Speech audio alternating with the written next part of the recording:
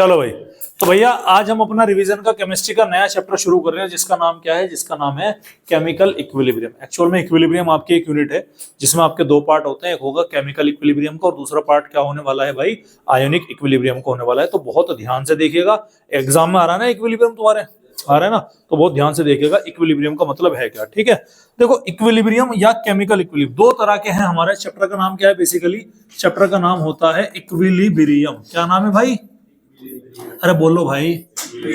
इसके दो पार्ट पढ़ेंगे हम, एक पढ़ेंगे क्या, केमिकल इक्विलिब्रियम, एक क्या पढ़ेंगे जी, केमिकल इक्विलिब्रियम, और एक क्या पढ़ने वाले हैं हम, आयोनिक इक्विलिब्रियम। बोलो कोई दिक्कत कोई परेशानी वाली बात है। तो सबसे पहले हम यहाँ पर बात करेंगे भाई किसके बारे में, केमिकल इक्विलिब्रियम के बारे में हम यहाँ पर क्या करने वाले हैं भाई, बात करने वाले हैं। ठीक है, चलिए केमिकल इक्विलिब्रियम या इक्विलिब्रियम का मतलब पहले समझिए होता क्या है। आपने तराजू देखा कभी, तराजू तराजू देखा, तराजू में आपने एक तरफ बांट वगैरह रखे, दूसरी तरफ तोलने के लिए सामान रखा। तो इक्विलिब्रियम कब होगा तराजू में, जब तराजू के दोनों पलड़े बराबर हो जाएंगे। अरे होंगे कि नहीं होंगे, जाहिर सी बात है। इक्विलिब्रियम का मतलब होता है बैलेंस बना करके चलना। आपने पार्क में वो सीसो झूला देखा होगा, एक ऐसे इस तरफ से, एक बार में वो नीचे आएगा, एक बार में ऊपर आएगा, होता है नहीं होता है। इक्विलिब्रियम में कब होगा, जब वो बिल्कुल बीचों बीच आपका निकल के आएगा, तब हम उसे हम क्या बोलेंगे कि तब वो कैसा है भाई, तब वो इक्विलिब्रियम है। समझ रहे नहीं। तो इक्विलिब्रियम का बेसिकली मतलब क्या है कि यहाँ पर क्या हो रही होती है भाई, यहाँ पर हमारी बैलेंसिंग होती हुई नजर आती है। ठीक है, क्लियर है। चलिए, तो आज हम बात करेंगे हमारे केवल और केवल केमिकल इक्विलिब्रियम के बारे में। ठीक है, तो इसको समझने से पहले हमें कुछ टर्मिनोलॉजी को समझना बहुत ज्यादा जरूरी है। सबसे पहले हम यहाँ पर बात करेंगे टाइप्स ऑफ रिएक्शन के बारे में। किसके बारे में बात करेंगे भैया, टाइप्स ऑफ रिएक्शन के बारे में। अरे भाई कितनी टाइप की रिएक्शन होती है बच्चों, दो टाइप की। एक कैसी है जी, रिवर्सिबल रिएक्शन। एक कैसी रिएक्शन हो गई भाई, रिवर्सिबल रिएक्शन। एक कैसी हो गई, इरिवर्सिबल। ठीक है, अगर तुमने 500 का नोट जला दिया, रिवर्सिबल है कि इरिवर्सिबल है, रिवर्सिबल है। ये भाई साहब कह रहे हैं कि 500 का नोट रिवर्सिबल है। रिवर्सिबल का मतलब है जिसे आप रिवर्स कर सकते हो। समझ में आ रही बात, जो आगे और पीछे, फॉरवर्ड और बैकवर्ड डायरेक्शन दोनों में हो सकते हैं। तो रिवर्सिबल रिएक्शन का मतलब क्या है, क्या लगा, क्या हो गया भाई, जो अकर्स इन फॉरवर्ड, कहां पर हो रही भैया, occurs in forward as well as in backward direction. जो कहां पर हो रही है भैया, फॉरवर्ड डायरेक्शन में भी हो रही है और साथ के साथ कहां पर होती हुई दिखाई पड़ रही है, बैकवर्ड डायरेक्शन में भी होती हुई दिखाई पड़ रही है। रिवर्सिबल रिएक्शन को रिप्रेजेंट किया जाएगा ऐसे सिंबल से, एक एरो ऐसे है और एक एरो ऐसे है। समझ में आ रही बात, यानी कि ये क्या है, आपका रिएक्टेंट प्रोडक्ट के अंदर भी कन्वर्ट हो रहा है और जरूरत पड़ी तो प्रोडक्ट भी किसके अंदर कन्वर्ट हो जाएगा, रिएक्टेंट के अंदर कन्वर्ट हो जाएगा। एक्चुअल में जो हम यहाँ पर इक्विलिब्रियम, केमिकल इक्विलिब्रियम पढ़ने वाले हैं ना, वो रिवर्सिबल रिएक्शन का ही होता है। समझ में आ रही बात आपके, अरे क्लियर है भैया। ठीक है, इरिवर्सिबल का मतलब क्या है, जो केवल एक ही डायरेक्शन में होती है। ओनली कौन सी भैया, फॉरवर्ड, जो हमेशा क्या जाएगी भैया, फॉरवर्ड डायरेक्शन में। ये है सलमान खान, ये बोलता है कि एक बार जो मैंने कमिटमेंट कर दी फिर उसके बाद तो मैं अपने आप की भी नहीं सुनता। ये क्या बोलता है कि कमिटमेंट कर दी फिर मैं सुनता नहीं, लेकिन जरूरत पड़ी तो सुन के फिर वापस अपने डिसीजन रिवर्स भी कर सकता हूं। ठीक है, वो कहता ना गला, मेरा इरादा नहीं पलट सकता है, नहीं है तो इरादा ना पलटने वाला कौन है, वो ये है। यहाँ पर रिएक्टेंट किसके अंदर कन्वर्ट हो रहा, प्रोडक्ट के अंदर। कैसे रिप्रेजेंट किया जाता है, एक सिंगल हेडेड एरो से यहाँ पर क्या किया, रिप्रेजेंट किया। तो इनमें कभी भी आपको इक्विलिब्रियम देखने नहीं मिलेगा भाई। इक्विलिब्रियम बैलेंस का मतलब क्या है, इनमें तो ये कंप्लीट उसमें हो गया, खत्म। रिएक्शन जब तक शुरू नहीं थी, मान लो T=0 पर रिएक्शन शुरू ही नहीं हुई, समझ रहे, तो रिएक्टेंट के 100 मॉलिक्यूल थे, प्रोडक्ट के कितना होगा, 0। आधा घंटा, 1 घंटा, जितना भी टाइम होगा, रिएक्शन हुई यहाँ पर T= मान लो 1 आवर 2 आवर, जो भी टाइम पीरियड होगा, इसके बाद में इसकी 0 हो गए, इसके 100 हो गए, तो बताओ इसमें कहां रहा इक्विलिब्रियम, है नहीं। इसमें बताओ कहां इक्विलिब्रियम रहा, अरे है तो नहीं ना। समझ मारी बात। तो इरिवर्सिबल रिएक्शन में क्या नहीं होगा, कभी भी नेवर अचीव इक्विलिब्रियम। यहां पर कभी भी क्या देखने नहीं मिलेगा, इक्विलिब्रियम हमको अचीव नहीं होगा। इसका एग्जांपल क्या है, इसका एग्जांपल है strong acid and strong base का न्यूट्रलाइजेशन रिएक्शन। याद रखिएगा क्या बोला मैंने, स्ट्रॉन्ग एसिड और स्ट्रॉन्ग बेस की न्यूट्रलाइजेशन रिएक्शन। स्ट्रॉन्ग एसिड मतलब जो कंप्लीटली टूट जाए, स्ट्रॉन्ग बेस मतलब वो भी कंप्लीटली टूट जाए। एग्जांपल HCl है और साथ ही साथ क्या बना हमारा, NaOH। इससे मिलाकर के क्या बन गया हमारा, NaCl प्लस वाटर की फॉर्मेशन हो जाती है। इनो खाई आपने, इनो, काम शुरू सिर्फ 6 सेकंड में। पेट में क्या बना, HCl बना। क्या डाला आपने, गैस सिजाब, मतलब गैस बन गई, एसिडिटी बन गई। पानी के अंदर तुमने क्या घोला, इनो घोला। हाइड्रोक्साइड है, मतलब बेसिक एलिमेंट होते हैं उसके अंदर, वो आपने पिया, वो basic element strong basic element है, पेट में जाके क्या कर दिया, एसिड को न्यूट्रलाइज कर दिया। अब ऐसा थोड़ा ना एसिड न्यूट्रलाइज होने के बाद में वापस एसिड लगाकर वो अलग हो गया, ऐसा तो नहीं होता। समझ रहे नहीं समझ रहे? तो क्या है आपके ये आपका इरिवर्सिबल रिएक्शन हो गई, ठीक है। उसके अलावा क्या होती है, कंबशन। कंबशन का मतलब समझते हैं? आप अपने पापा की जेब से 500 का नोट निकालो और जला करके देखो आज, उसके बाद क्या होगा इसके केवल जिम्मेदार आप होंगे। अपने पापा की जेब से 500 का नोट निकाल लो और जला दो। फुरकान करा मेरे पापा तो यहाँ है नहीं, तो अपनी अम्मी का नोट 500 को निकाल के जला ले भाई। दह चप्पल पे चप्पल ना बजे तो बात है। हाँ तो अबे तो मतलब पापा देखो क्या लगा आज हम इक्विलिब्रियम पड़ गए, अच्छा ठीक है मैं तुम्हें 500 का नोट जलाऊंगा फिर उसे वापस करके दिखाऊंगा। पॉसिबल है क्या? पॉसिबल नहीं है भाई। तो ये कैसी रिएक्शन हो गई? इरिवर्सिबल। इनका कोई काम नहीं हमारे सिलेबस में। किसका काम है? इसका काम रिवर्सिबल। एग्जांपल देखिएगा सर, मैंने बोला हैबर्स प्रोसेस। हैबर्स प्रोसेस में क्या है? अमोनिया की फॉर्मेशन N2 + 3H2 क्या बना रहा है? 2NH3। ये क्या बन गया हमारा? ये बन गया हमारा हैबर्स प्रोसेस बन गया। क्लियर है? अब ध्यान सुनिएगा, ठीक है। रिवर्सिबल और इरिवर्सिबल रिएक्शन। रिवर्सिबल रिएक्शन जो होगी ना वो ऑलवेज अकर इन क्लोज्ड कंटेनर। कहां होगी भैया? Always occurs in closed container.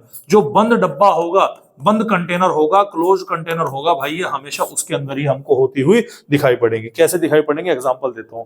मान लो मेरे पास में एक एग्जांपल है, बड़ा फ्रीक्वेंट एग्जांपल हम यूज करते हैं यहाँ पर, कैल्शियम कार्बोनेट की हीटिंग का। सर मैंने कैल्शियम कार्बोनेट क्या किया? हीट किया। तो कैल्शियम कार्बोनेट जैसे ही हीट हुआ तो किसमें बनेगा? कैल्शियम ऑक्साइड और कार्बन डाइऑक्साइड के अंदर कन्वर्ट होगा। समझ में आ रही बात? तो ये रिएक्शन तो होनी ही होनी है, लेकिन इसकी दो पॉसिबिलिटी है। अगर ये रिएक्शन आपने कहां कराई? क्लोज कंटेनर में। कहां कराई भैया? क्लोज्ड कंटेनर में कराई। या फिर कहां कराओगे आप इसको? ओपन वेसल के अंदर, ओपन कंटेनर के अंदर कराओगे। तो कार्बन डाइऑक्साइड यहां पर ना एक गैस है, अगर तुमने डब्बा खुला रखा तो गैस तो उड़ के बाहर, हाँ है ना, गैस उड़ के बाहर। जब कार्बन डाइऑक्साइड गैस है और वो उड़ के बाहर चली गई तो क्या आप वापस कैल्शियम कार्बोनेट बना सकते हो क्या? नहीं बना सकते। तो वो रिएक्शन अगर तुम ओपन कंटेनर में करोगे रिवर्सिबल होगी कि इरिवर्सिबल होगी? वो बन गई सर हमारी इरिवर्सिबल। नहीं समझे क्या? हाँ भाई समझ गए ना। देखो ये रिएक्शन है भैया, ये रिएक्शन है। ये रिएक्शन क्या है? कैल्शियम कार्बोनेट की हीटिंग से कैल्शियम ऑक्साइड और कार्बन डाइऑक्साइड गैस बनेगी। डब्बा अगर खुला रहेगा गैस तो बाहर जाएगी ना, भाग के निकल जाएगी। अब गैस बाहर निकल के डब्बे में केवल क्या बचेगा? Calcium oxide.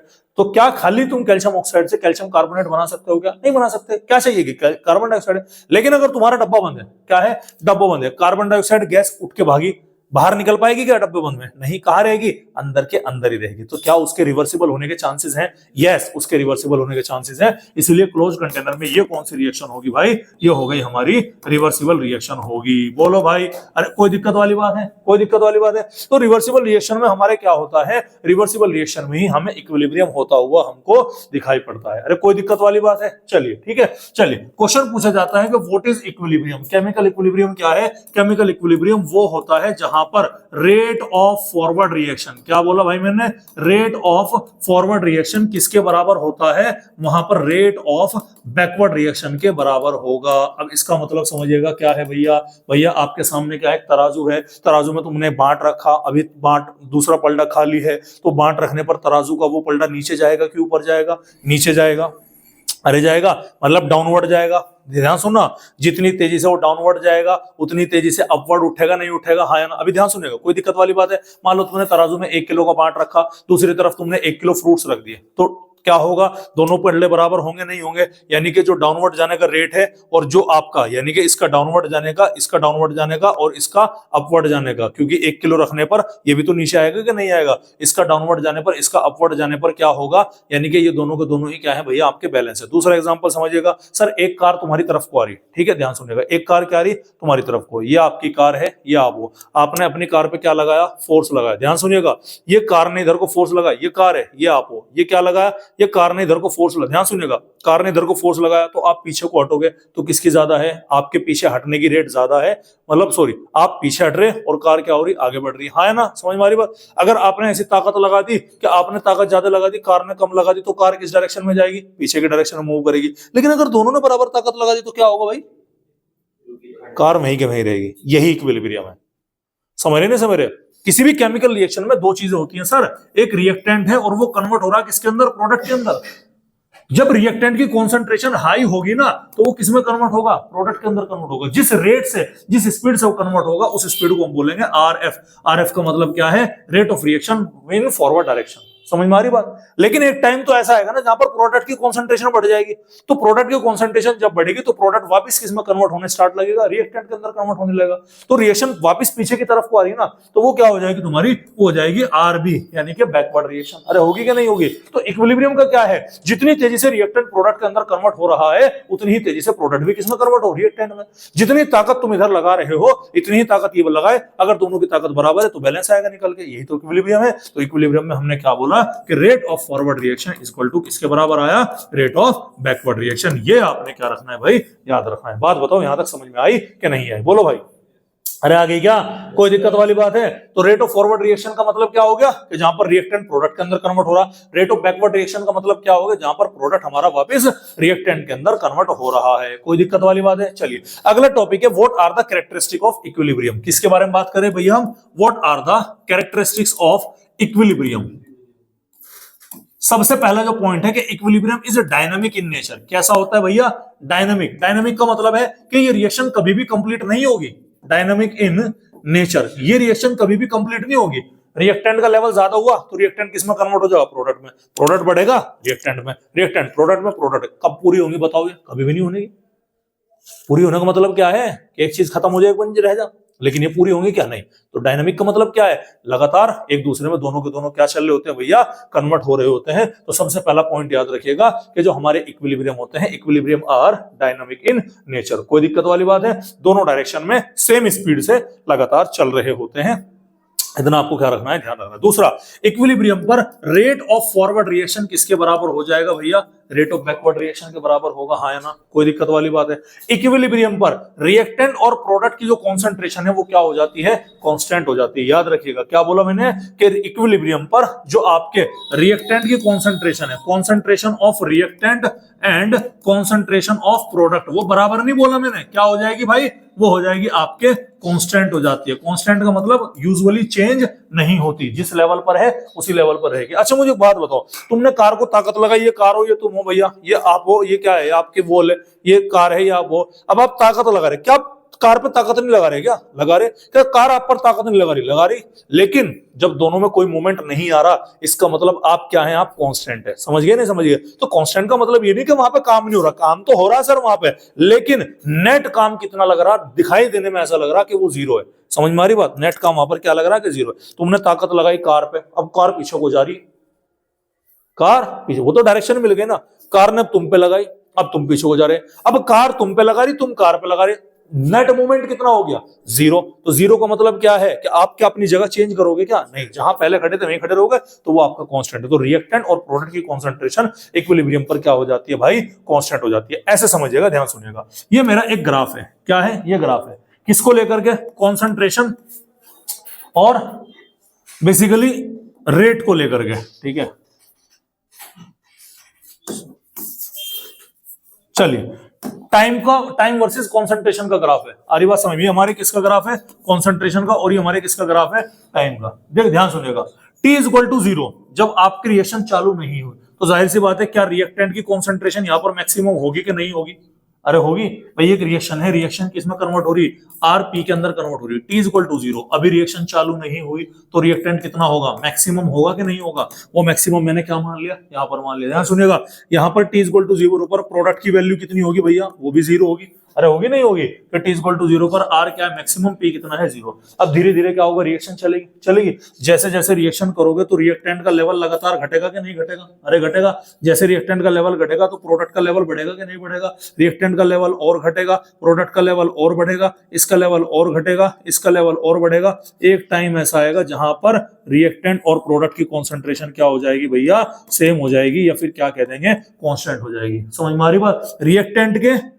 के प्रोडक्ट में जाने की रेट को हम क्या बोलेंगे, rate of forward direction. Product के मतलब अरे बात समझ में, और प्रोडक्ट के जब वापस रिएक्टेंट में जाएगा उसे हम क्या बोलेंगे, रेट ऑफ बैकवर्ड डायरेक्शन। तो इक्विलिब्रियम पर क्या होगा, आरएफ बराबर क्या हो जाएगा, आरबी, और इस पॉइंट को हम क्या नाम देते हैं भाई, इस पॉइंट को हम नाम देते हैं इक्विलिब्रियम पॉइंट का नाम देंगे। बोलो भाई समझ में आए कि नहीं है। तो ग्राफ बहुत इंपॉर्टेंट है, याद रखिएगा। समझ में आ रही बात। ये ए की कॉन्सेंट्रेशन है, रिएक्टेंट की कॉन्सेंट्रेशन है जो कि क्या होगी, मैक्सिमम होगी।